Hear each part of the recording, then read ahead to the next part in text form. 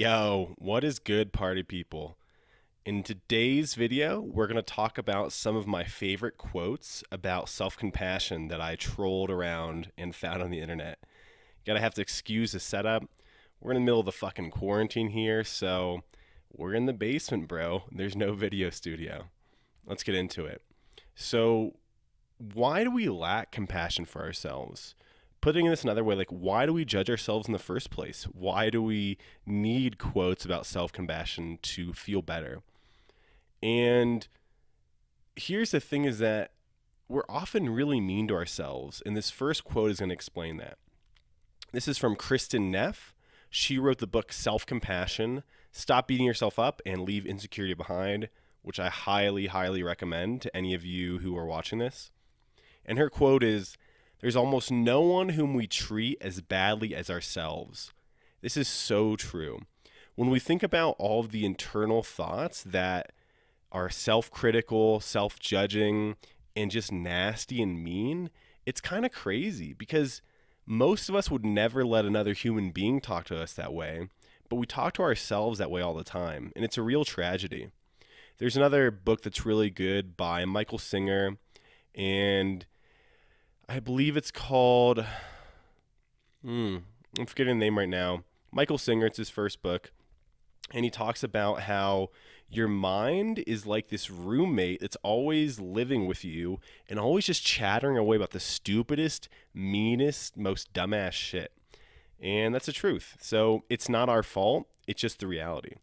And there's a couple of reasons for this that we can talk about with some quotes here. So reason number one is marketing. Our society is really good at marketing. And Mark Manson, whom I also love, explains this really well. Here's a quote. "When you're presented with something greater and better than yourself over and over and over again, all hours of the day, all days of the week, it's easy to internalize that there's something wrong with you. Ironically, the self-help industry is a culprit here as well. You can eliminate all sadness and fear. You can be popular and loved by everyone.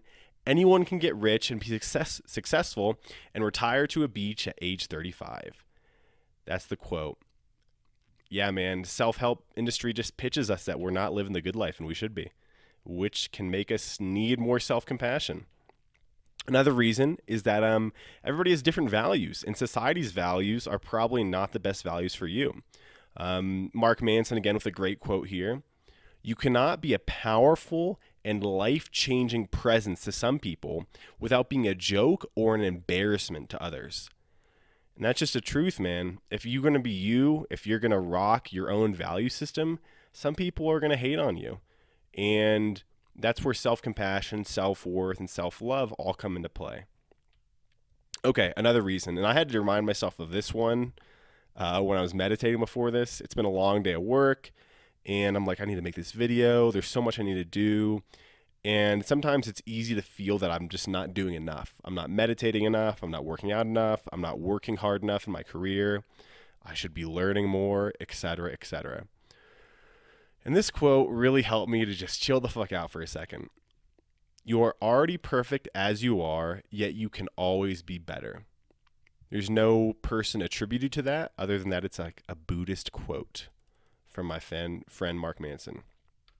Okay, so we've talked about with these quotes that we're often really mean to ourselves and that there's some societal reasons for that. So how do we develop self-compassion? Here are a couple quotes to help you along that path. The first quote is from Thich Nhat Hanh. Rest in peace. He was a Vietnamese monk who was really inspiring, and he's one of the big figures in Buddhism, of modern Buddhism. His books are amazing. I've read a few of them, and I highly recommend them.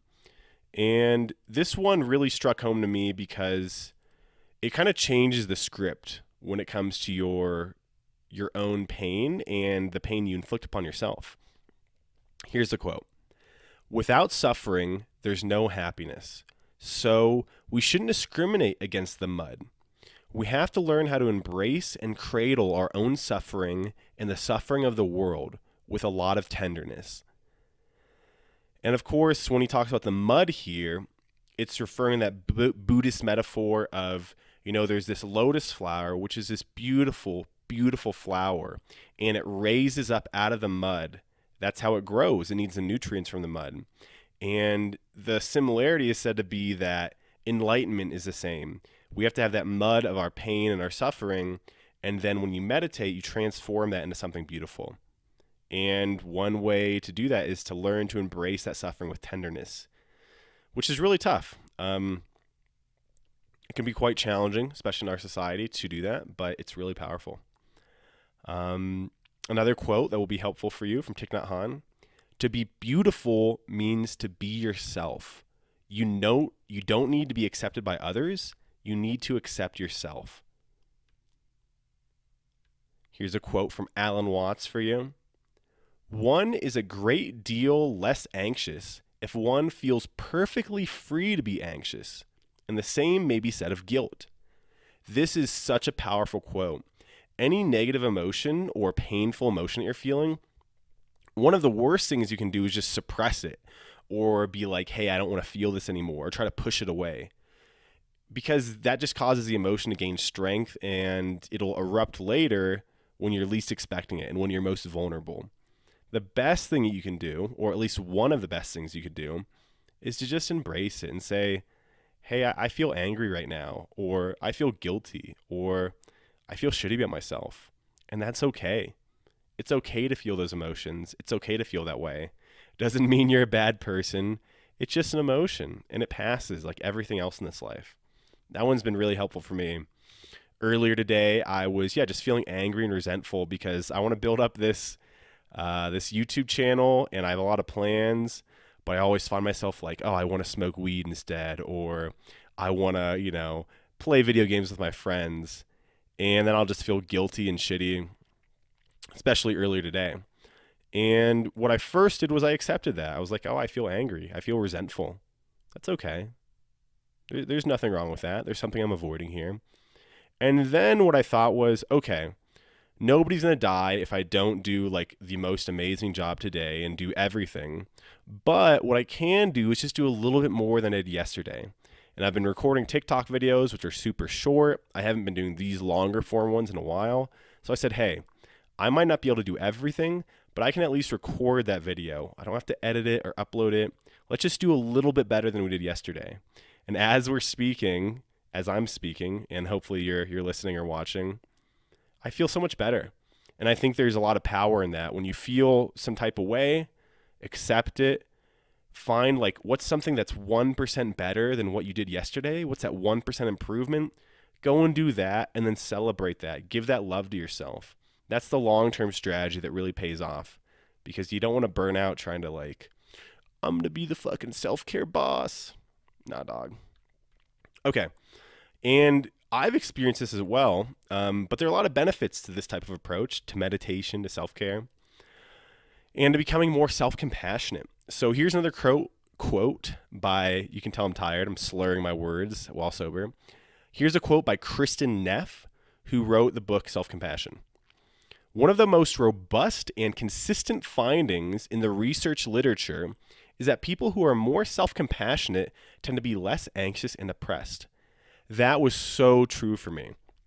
Back when I was in college and I was first grappling with these emotional issues, I found that my therapist diagnosed me as having dysthymia, which is basically mild anxiety and depression that you continually have. It's like chronic. And her theory was because I had such low self-esteem, that's why I felt that way all the time. And that was true. I mean, I just kind of didn't have a high opinion of myself, and so I felt anxious about not being better, or alternating that with feeling depressed because I was just like, oh, I give up. There's no hope. But I didn't try harder. I didn't get like a six-pack or whatever and work my way out of it. What I did is I started treating myself with more self-compassion. I started to cradle myself with that tenderness, like that emotional, I'm not actually hugging myself. I guess you could do that. But it's like when you're feeling pain, imagine that it's a son or a daughter or a really close friend that you have nothing but love for. How would you show up for that person? How would you show up in their life? What would you say? Once you start to have that kind of positioning within your own mind for yourself, it's really powerful. I'm going to give you another quote, and I'm going to give you a bonus exercise. It's really valuable. So this quote is from Joseph Campbell. He wrote about, it's like the hero of 1,000 faces, and it's about the hero's journey we all have to go through if we want to live our best lives. His quote is, "The privilege of a lifetime is being who you are." And that's something that, like, when I look back, when I was like 21 or 22, I'm 28 now, I was way less experienced and my skills were way less developed than where I'm at now. I've learned so much since then. But also, I was completely perfect at that time. I was as good as I could be at that time. You know what I mean? It's like there's a different frame you can have. The frame I used to have was, I'm shitty, I need to improve myself, and then I'll be better, and then I'm allowed to feel good about myself. And that was just a fucked up story because you're always moving the goalposts. There's always another goal and achievement. And what I switched it to was, I'm worthy of love, and I'm going to prove that to myself and show it to myself by doing self-care. So here's an exercise you can do for self-care. Here's your bonus shit for watching to the end. Whenever you're feeling anxious or guilty or angry or depressed or any other emotion that's painful or difficult to work with, treat it as if you're having a conversation with a person. So you'd be like, "Hey, anxiety, how are you doing today?" And you have like this light and friendly tone within your mind. I guess you could literally say this out loud. I usually just think it. People might think you're a little crazy if you're in a public place. And you'll have a conversation. Like, your mind will hit the tennis ball back and forth. But the thing is, even though it's kind of a construct, you'll find that you learn things and there's a productive dialogue. Anxiety will be like, "Yo, dude, like, I'm trying to help you out. Without me, where would you be?" And then you can say something like, "Hey, I really appreciate that you're looking out for me. I do. You're my friend. I appreciate that. Right now in this moment, I don't need your help. You're free to relax and let go. And if you don't, I completely understand, but you're free to go." And that kind of approach, kind of like accepting and gently setting a boundary without any force behind it, has worked really well for me. So I hope it's useful for you. Try it out. Peace, guys. Hit like, hit subscribe. Please send me your questions in the comments. I need to know what I should make videos on. And above all, I really appreciate you watching.